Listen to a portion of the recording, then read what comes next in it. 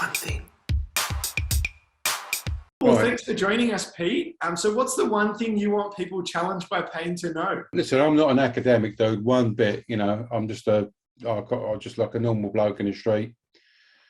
And the thing is, what the program gave me was the tools and skills, but more importantly, the confidence to manage my pain myself.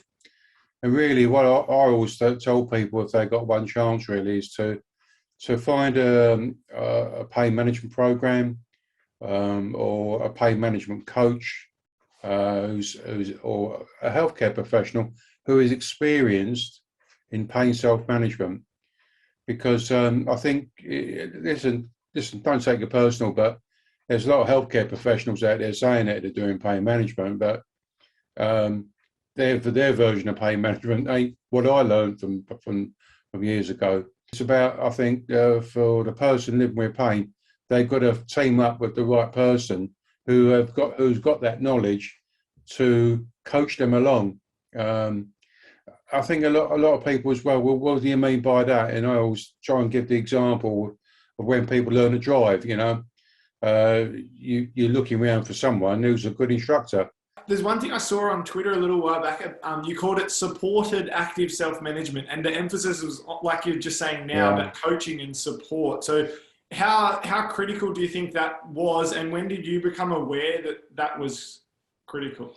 But what I was finding was that a lot of people were, when the healthcare professional was saying you need to learn to self-manage, a lot of people were, and I agree with it now, that a lot of people with pain were thinking that they're being cut loose. Yeah. Well, I've done all I can, So putting that word in, supported, it sort of reinforces that. So listen, self-management to me has always been about teamwork. It's not about, you've got to go and do your own thing.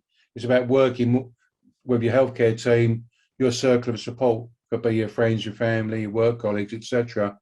But I suppose I'm still, banging a drum really to get all medical schools really to start thinking about self-management, even teach it in schools, because the chances are, young kids in school, the chances are they're going to get some sort of long-term condition as they go through life. So if they've got those skills already. And the other good bit about teaching it in schools, shall I tell you something really interesting? That if you teach it in schools, it'll be just like how the recycling revolution started. What they did, they started teaching it in schools.